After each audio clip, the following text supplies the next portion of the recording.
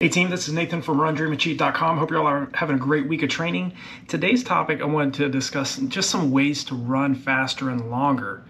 It is such a definitely a tough challenge for all of us to be able to run fast for long periods of time.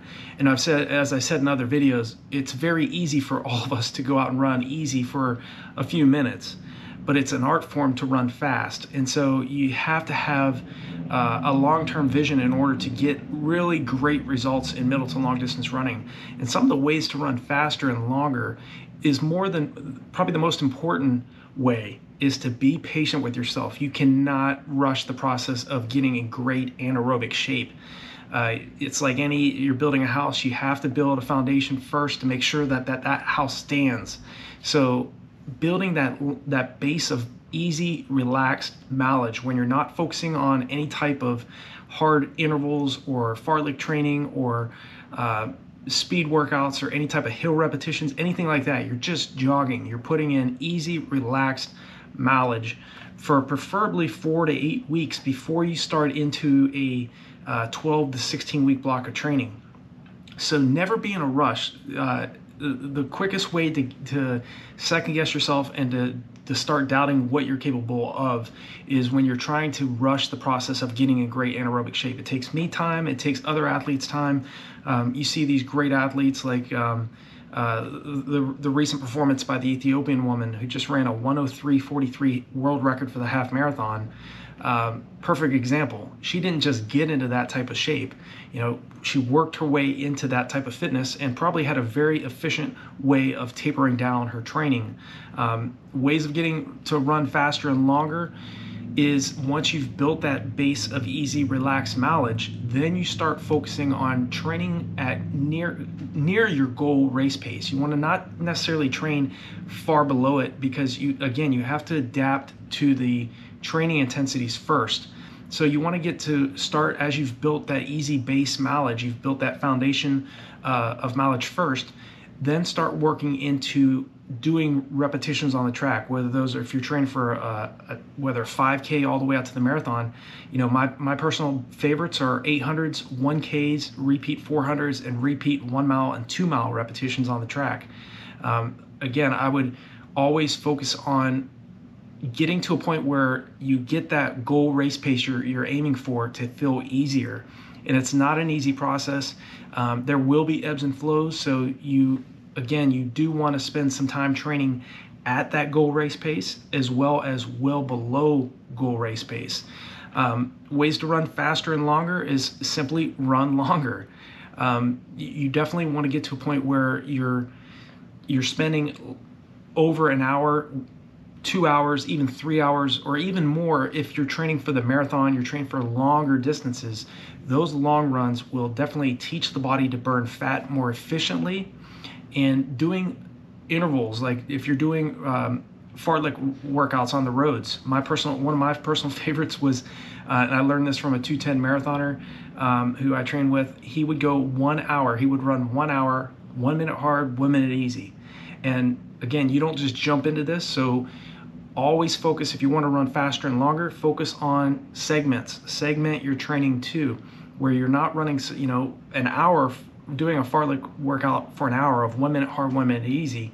That is for when you're very fit anaerobically first. So it might be starting off doing 10 minutes of 1 minute hard, 1 minute easy. And then do that for about 3 weeks and then focus on doing 20 to 30 minutes of 1 minute hard, 1 minute easy.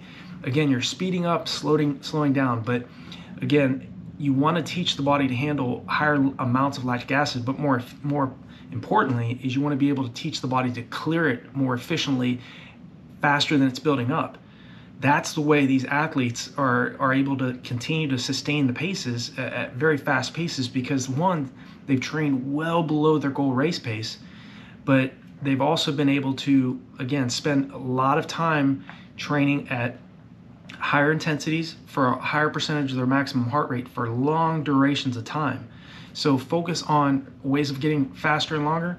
Focus on, as you get fitter, doing longer tempo runs. Okay, especially if you're training for a 10K out to the marathon, the longer you can spend training at your anaerobic threshold, the point where we start to build up lactic acid, the better. And again, it's tough. Even looking back over the years too, there's usually starting off at 3 miles, doing a 3-mile tempo was extremely difficult for me as well. And it took me quite a while to get to a point where I could do 10 to 14 miles tempo effort training for my marathons. And I know those types of workouts, as well as doing faster, varied paced long runs, is what got me to a point where I could eventually ended up running 2:19:35 for the marathon. It's a very, looking back, I mean, I couldn't even run 1 mile right now in 5:19. And to do that 26 times in a row in 2007, it was just a matter of consistent hard work. If you want to run faster and longer, consistent action every single day. You cannot skimp on this. It's either you're all in or you're just lukewarm. And the best way to be is to be all in. You have to be fully committed to your goals. There's no way around running fast for your chosen distance without putting heavy emphasis on hard anaerobic work, nice, easy jogging, relaxed, easy running on those easy days. Because if you want to run faster and longer, you had better be recovered from those hard workouts. So you have to take some of that discipline that you have for these hard workouts you're doing on the track or on the roads and implement that on your easy days too. If you do a track workout on a Monday and you go out with a group that didn't do that track workout with you and they start taking off, if you start taking off with them, it's just, you have to have that discipline to back off. It's so powerful to know that, to know that, hey, I'm going to have that discipline to back off and make sure that I'm recovering from the hard workouts I'm doing. I want to train smarter, not harder. Okay, I always talk about, focus. If you want to run faster and longer, focus on quality over quantity. Higher mileage in and of itself is not a guarantee that you're going to be able to run race pace efforts for long periods of time. Again, if you're trying to run 6-minute mile pace for a 10K, if you're running 99% of your weekly miles is running at 8 to 9 minute mile pace, and you're not doing any types of speed sessions, training at closer to around 4:55 to 5-minute mile pace, it's going to make it very difficult for you to be able to sustain the race pace that you're going for. 6-minute mile pace for a 10K, you have to be pretty fit in order to do that. Or maybe you're trying to go for a 9-minute mile pace for a 10K. Whatever it is that you're aiming for, don't be in a rush. Don't beat yourself up when you have bad workouts or bad races. It's part of the process. It's, my nephew, he's highly competitive too. He sent me a text last night, ran his first collegiate race. It was a 6K. He was bummed out about his performance. And I told him, I was like, hey, this is the part of the process to the part where you reach the pinnacle of success. It's about dealing with the setbacks along the way, and how you handle those bad workouts and how you handle those bad races are going to dictate how successful you're going to be in the future. And I had plenty of bad races myself, plenty of times where I doubted myself too, and I got over that because I was always visualizing what I wanted. And the same goes for you. You all have something in mind. It's a specific time you're going for. Maybe you're trying to lose weight. Maybe you're trying to qualify for the Boston Marathon, qualify for the Olympic trials. Maybe you're trying to win a Masters National Championship. All of us have something that we want, that we're going for. But unless you're fully committed, and you're not if you're half-assing this process in any way, shape, or form, if you're not willing to accept the bad races along the way, or the bad performances, and accept the fact that is, unfortunately, there's going to be some roads, tough roads ahead as you train for these big races and you try to get into that peak shape. There's going to be some ups and downs. So get over the race or the bad bad performance quickly. It's one of the characteristics. If you want to run faster and longer, one of the traits I've seen with world-class middle to long distance runners is they get over, especially the Kenyans that I've trained with and lived with, they get over a race quickly. It's like a matter of a few, they'll ponder over a bad race or a bad workout for a few hours, and that's it. If you keep beating yourself over and over again over a bad race or a bad workout, it's just not you're shooting yourself in the foot. It's not it's not even worth your time. You can't change anything that's happened in the past. All you can do now is adjust fire, adjust course, and make changes for your future races. So that's one of the best pieces of advice I can give you. If you want to run faster or longer, yeah, you definitely have to train fast, but you also have to not, if you have poor performances or bad races, it's going to weigh on you mentally as well. The mental stress, the physical stress that goes into our preparation, if you carry too much of that, you're not going to run very fast, and you're not going to be able to run fast for long. Okay, so you have to be strong mentally, be strong physically, mentally rehearse over and over again what it is you want to do before it happens. Billy Mills, the 1964 Olympic gold medalist in the 10,000 meters, put it perfectly.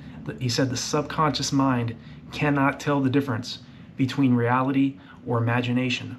So you have to train the subconscious mind. You have to mentally rehearse over and over again every single day what it is you're wanting to do. Maybe it's to break a 35-minute 10K. Maybe it's to run under 2 hours and 40 minutes for the marathon, or to break 2 hours for the half marathon. You all have something in mind. So you better be thinking about that on a daily basis, and not just doing the physical training. The mental training piece is huge. It's the one part of the puzzle that the majority of us as athletes don't get right, because we're so focused on physical training. Physical training is a must. You cannot run fast and long unless you're training at, near, or far below goal race pace. But if you're not training mentally, if you're not taking that piece of the puzzle seriously, you're not going to reach the pinnacle of running success, because it has to be mental and physical. Both of those have got to be combined in order to get to a point where you can run your goal race.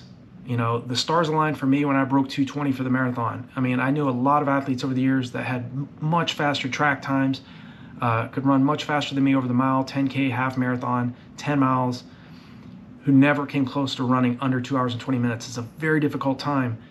And it was just about persistent effort and continual training well below 5-minute mile pace, running very hard on long runs, but also jogging on long runs as well. I jogged on easy days. I disregarded the pace I was running at on my easy days. I could not have cared less if I was running 20-minute mile pace on those easy days. It's the hard workouts that count, on top of recovery. So pay attention to recovery, continue to train anaerobically at high efforts, but also have a plan in place. Don't just guess your training. So there's plenty of resources under all my videos. A lot of resources and free content on RunDreamAchieve.com, as well as on NutritionGeeks.com. So if you're definitely focus on your nutrition as well. You can't just keep pushing the body hard anaerobically or aerobically if you're not also paying attention to the other fundamentals that go into running success. Big part of that is nutrition. So protein intake. You're focusing on vegetables, carb loading before and after your races, hydrating well, getting plenty of sleep. These are some of the main and most important ways for you to run faster and longer. And I hope this video was helpful for you all. If you have any other questions or concerns, anything I can help you out with, feel free to leave me a comment below. And I will talk to you all in the next video. Keep me posted on your progress. As you all know, when you guys and gals leave me comments, I always respond back. So I appreciate your support of this channel, and I will talk to you all in the next video.